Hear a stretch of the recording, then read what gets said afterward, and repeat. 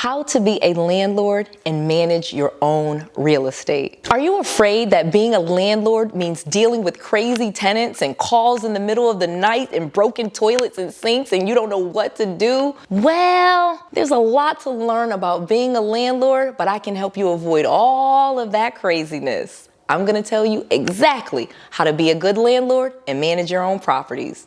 Let's go. Noel. Yeah, she can fix that. If you gotta get it done, no, you need to do it better. Well, she can fix that. Yeah, she can fix that. Investment to get back, trying to get a big stack. She can fix that. Let's fix that.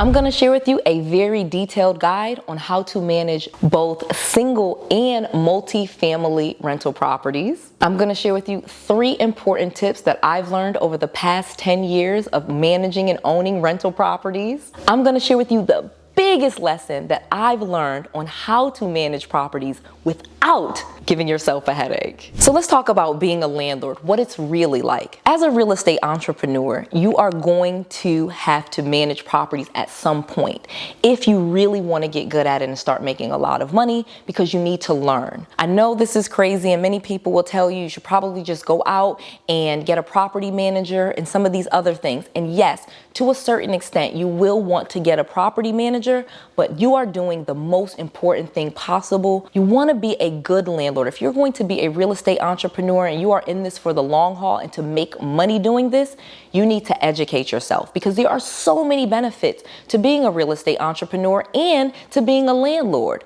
I make money every single month because of my rental properties. I have very few problems with my tenants or with my properties because I'm able to follow certain steps, and it has allowed me to have properties that have been increasing in value that I can sell, make money off of, even with tenants still living in them. So rental properties, especially if you can have good tenants occupying your properties, paying your rent, are valuable, so valuable, whether you want to keep them and keep the money or if you want to sell them and cash out. Having properties that are being managed well is the key to becoming a millionaire. So let's get to that. So let's talk about tenants before we get into how you will be a landlord. There are 2 different types of tenants because you will have 2 different types of tenants that you want. You can have long-term tenants where they have rented a property, it's completely unfurnished, and they pay you on a monthly basis. Or you can have short-term tenants, meaning you can furnish those properties and put them on Airbnb, and those tenants are not really tenants, they are guests. So whatever way you decide, you're going to need to become knowledgeable.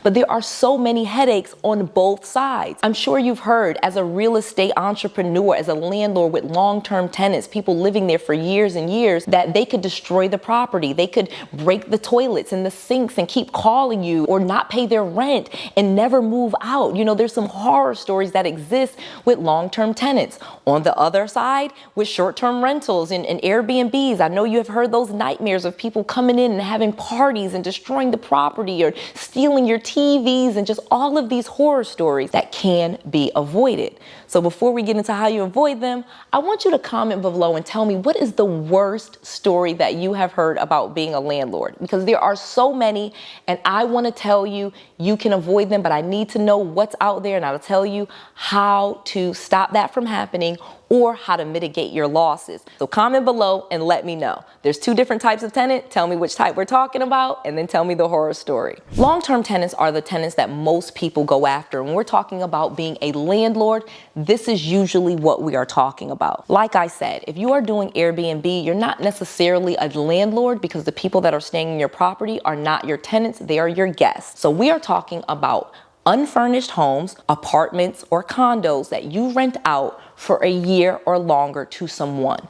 You will check their credit, you will make sure they don't have any evictions, and you will then approve them to stay in your home. Now, many people say, well, what about that process? How do I know that I am getting a good tenant? That is a very important question. Before you ever want to talk about yourself as a landlord, you want to start off by finding good tenants. This is going to be the key, because again, you don't necessarily know if someone's going to be good or bad. You know, there's people with great great credit and great money that have destroyed properties. And then there's been people with very poor credit and, not very much money that have really cared for people's properties and done a great job by landlords. So you cannot necessarily tell if someone's going to destroy your property based on their credit or if they've had evictions before, but that is very important in the screening process. You won't even touch someone or start dealing with someone that has had a lot of evictions or even any evictions or poor credit when you first get started. I just do not recommend this. This is for a more advanced type of landlord that really knows what they're doing and can really put the hammer down. When you are first getting started, I completely would avoid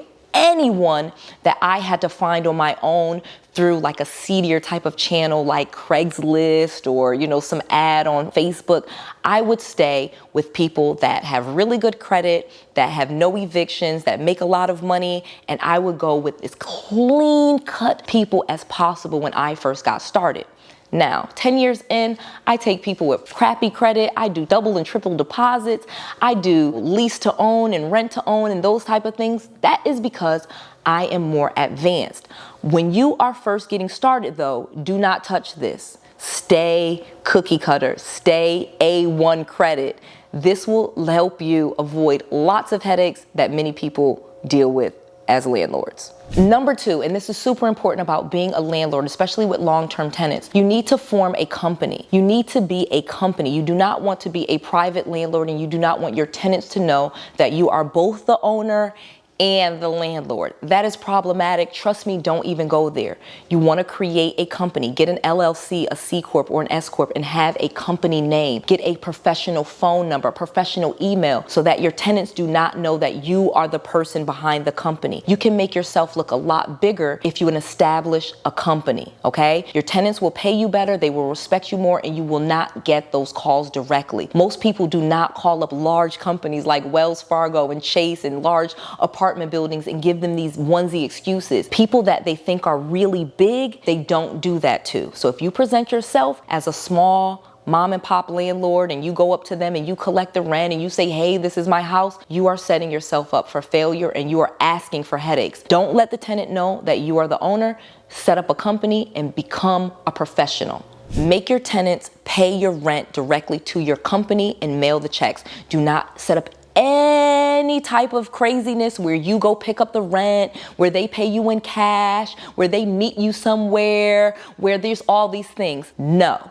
Again, model what large apartment complexes do and act like a big company. Large property management companies and large landlords do not drive around to their hundreds of properties and collect rent from their tenants. Who has time for that? Who would even do that? Do not deal with anyone and do not set up those as rules. Your tenants need to mail their checks or they need to get on auto draft. They need to do it from their account to your company business account. Get a business checking account so that the money and the company that they are paying is to a company, not to you. Again, if you separate yourself as the landlord, you will avoid all of those headaches because most people won't even know that they can call you with that foolishness. If they don't think that they can, then they won't. But if they know and they know it's you, then your phone and your cell phone might ring. But if you give them a company phone number, a company email, a company mailing address that they mail their checks to, they will respect you as a landlord and it will make it a lot easier, especially if they don't pay and you have to evict them. Number 4, invest in learning. There's no way to become a great landlord without learning. You're on the right track by watching this video. I'm giving you a lot of great tips, and at the end I'll have a great little surprise for you, but you have to learn. And I'm gonna tell you why it is so important to learn. It's not because, oh, you have to learn because you wanna do it right.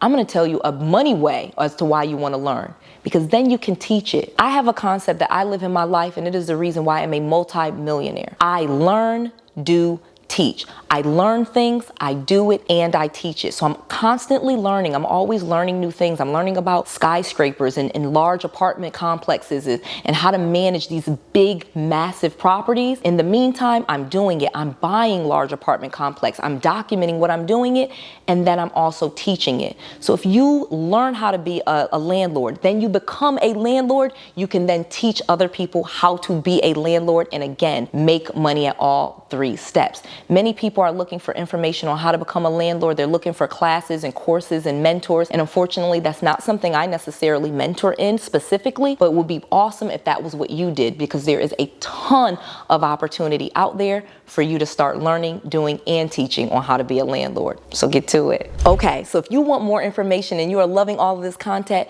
check out my free book that I have created just for you that teaches you all about real estate from beginning to end. It is specifically for beginners. The new book is called Real Estate Millionaire Secrets. You can get this book absolutely free by visiting noellsfreebook.com. Again, that's Noelle, Noelles, noellsfreebook.com. Again, it's absolutely free. It is chock full of information teaching you all about real estate and how you can become successful in real estate step by step. I want to make sure that you have all of the tools, all of the knowledge, and all of the resources that you need to be successful. This is Noelle. To your success.